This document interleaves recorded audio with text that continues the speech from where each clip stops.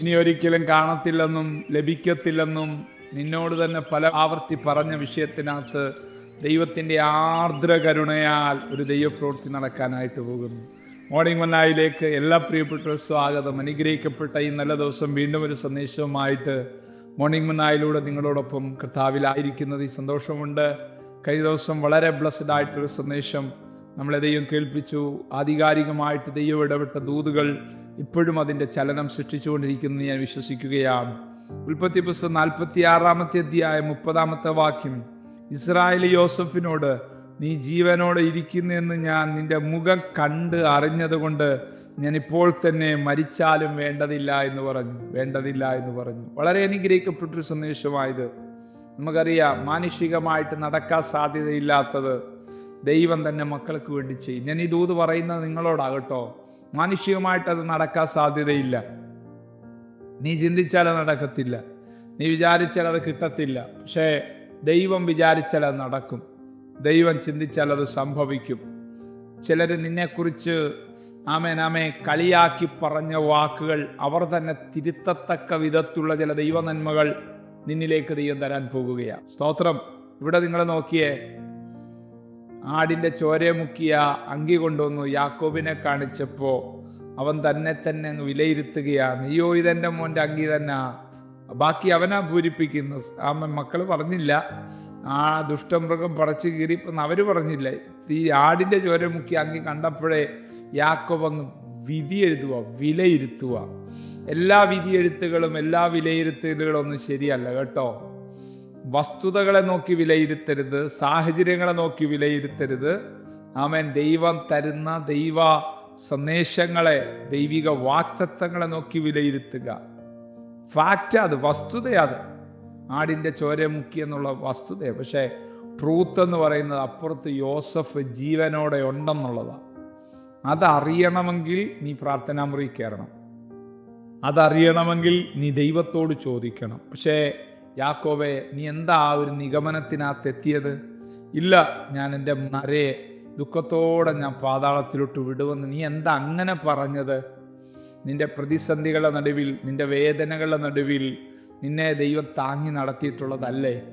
Laban നിന്റെ നേരെ വന്നപ്പോഴും യേശാവ് നിന്റെ നേരെ വന്നപ്പോഴും നീ എൻ്റെ സന്നിധിയിൽ നിന്ന് പ്രാപിച്ച ദൈവകൃപ എന്തിയേ? ഈ വിഷയം സത്യമാണോ, യാഥാർത്ഥ്യമാണോ എന്ന് നീ എന്താ ദൈവത്തോട് ചോദിക്കാഞ്ഞത്? തന്നിമിത്തം വന്ന ചില നെഗറ്റീവ് ഇമ്പാക്റ്റുകളല്ലേ നിന്നെ ദീർഘകാലം ദുഃഖം പേറി നടക്കാൻ പ്രേരക ഘടകമായത്? ഇന്ന് ചിലരുടെ മനോഭാവങ്ങൾ തിരുത്താൻ തയ്യാറാകുമെങ്കിൽ നീ നാളുകളായിട്ട് പേറി നടക്കുന്ന ചില ദുഃഖസാന്ദ്രമായ അന്തരീക്ഷം നിന്റെ ജീവിതത്തിനകത്തുനിന്നും ഭവനത്തിനകത്തുനിന്നും തൂത്തെറിഞ്ഞിട്ട് ഒരു പുതിയ തുടക്കം തരാൻ എൻ്റെ ദൈവം വിശ്വസ്തനാണ്. ദീർഘവർഷങ്ങൾ മുന്നോട്ട് നീങ്ങി യോസഫ് അയച്ച രഥങ്ങളെ കണ്ടപ്പോൾ യാക്കോബിന് വീണ്ടും ചൈതന്യം വന്നു. ദീർഘവർഷങ്ങൾക്ക് മുമ്പ് നഷ്ടപ്പെട്ട ചൈതന്യം രഥം കണ്ടപ്പോൾ മടങ്ങി വന്നെങ്കിൽ ഈ ദൂത് എന്നോടും നിങ്ങളോടുമുള്ള ദൂത. ചില സൈനുകൾ ഇന്നലകളിൽ നിന്നെ ദുഃഖിപ്പിച്ച, വേദനിപ്പിച്ച, മുറിവേൽപ്പിച്ച ദുഃഖസാന്ദ്രമായ അന്തരീക്ഷത്തിനകത്ത് നാളുകളായിട്ട് നീ ആയിരിക്കുന്നത് കണ്ട് രസം കണ്ടെത്തിയ അന്ധകാര മണ്ഡലങ്ങൾ ലജ്ജിച്ച് തല കുനിക്കത്തക്ക വിധത്തിൽ സ്വർഗീയമായ മാന്യതയെ ദൈവം നിങ്ങളുടെ ജീവിതത്തിൽ കൽപ്പിച്ചാക്കാനായിട്ട് പോകുകയാണ്. ഹല്ലേലൂയ, ആമേൻ. ആ സമയമാണ്, ചൈതന്യം വന്നതിന് ശേഷമാണ് യാക്കോബ് യാഗം കഴിച്ചത്. അന്നേരമാണ് ദൈവം അവനോട് ഇടപെടുന്നത്. കണ്ടോ? നിങ്ങൾ വിചാരിക്കും ദൈവം എത്ര ക്രൂരനാണ്. അല്ല പ്രിയപ്പെട്ടവരെ, ദൈവം അവിടെ ക്രൂരനായോണ്ടല്ല, യാക്കോബിൻ്റെ മനോഭാവം മാറാത്തതുകൊണ്ടാണ്.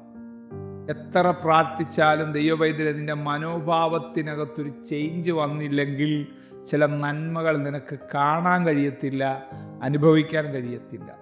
നോക്കിയേ, ചൈതന്യം വന്നു, മനോഭാവം മാറി. ദൈവശബ്ദം കേട്ടു, യാക്കോബേ നീ പോകാൻ മടിക്കണ്ട. ഒരുപക്ഷെ ദീർഘവർഷങ്ങൾക്ക് മുമ്പ് ദൈവമേ എൻ്റെ മകനെ നീ കാണിച്ച സ്വപ്നമെന്തിയെ, എൻ്റെ മകനോട് നീ പറഞ്ഞ ദൂത് നിറവേറിയില്ലല്ലോ എന്ന് യാക്കോബ് ചോദിച്ചിരുന്നെങ്കിൽ, മോനെ യാക്കോബേ ഇത് ഫേക്കാടാ, ആടിൻ്റെ ചോര മുക്കി അങ്കിയാടാ ഇത്, നിന്റെ യോസഫ് അപ്പുറത്ത് ജീവനോടുണ്ടെന്ന് ദൈവം വെളിപ്പെടുത്തി കൊടുത്തേനെ. പക്ഷെ മനോഭാവം മാറ്റാൻ കഴിയാത്തിടത്തോളം കാലം ദൈവത്തിൻ്റെ ആത്മാവിന് പ്രവർത്തിക്കാൻ കഴിഞ്ഞില്ല. ഈ പ്രഭാതത്തിൽ എന്നോടും നിങ്ങളോടും ഇത് ആഴമേറിയൊരു ശബ്ദമാകട്ടോ. ഒത്തിരി യാഗം കഴിച്ചവനായ യാക്കോബ്, ഒത്തിരി ദൈവശബ്ദം കേട്ടവനായ യാക്കോബ്, എന്നാൽ ചില വിഷയത്തോടുള്ള ബന്ധത്തിൽ അവൻ്റെ മനോഭാവത്തിന് വ്യത്യാസം വരാതിരുന്നത് കൊണ്ട് ദൈവത്തിന് പ്രവർത്തിക്കാൻ കഴിഞ്ഞില്ല. ഇവിടെ കുറിവാക്കി നിങ്ങൾ നോക്കിയേ, നീ ജീവനോടെ ഇരിക്കുന്നെന്ന് ഞാൻ നിന്റെ മുഖം കണ്ട് അറിഞ്ഞത് കൊണ്ട് ഞാൻ ഇപ്പോൾ തന്നെ മരിച്ചാലും വേണ്ടതില്ല. എന്താ കണ്ടറിഞ്ഞു? യെസ്, ചിലത് കണ്ടറിയാൻ പോവുക കേട്ടോ. കണ്ണടയ്ക്കാൻ പ്രാർത്ഥിക്കുക. സ്വർഗീയ പിതാവേ, എത്ര ആഴമേറിയ സന്ദേശം, എത്ര വ്യക്തമായ ദൂത് അങ്ങ് ഞങ്ങളെ കേൾപ്പിച്ചല്ലോ. ഈ സന്ദേശം കേട്ടുകൊണ്ടിരിക്കുന്ന എല്ലാവരുടെ ജീവിതത്തിനകത്ത് കണ്ടറിയുന്ന ചില സന്തോഷത്തിൻ്റെ അനുഭവങ്ങൾ ഉണ്ടാകട്ടെ. യേശുവിൻ നാമത്തിൽ തന്നെ ആമേൻ. God bless you. ദൈവം നമ്മെ അനുഗ്രഹിക്കട്ടെ.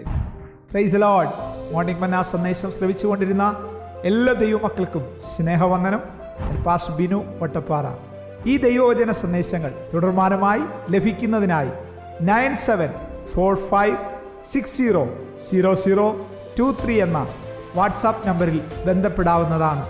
നമ്പർ ഒരു പ്രാവശ്യം കൂടി ആവർത്തിക്കുന്നു: 97 45 60 00 23. ദൈവം നമ്മേവരെയും അനുഗ്രഹിക്കട്ടെ. God bless you.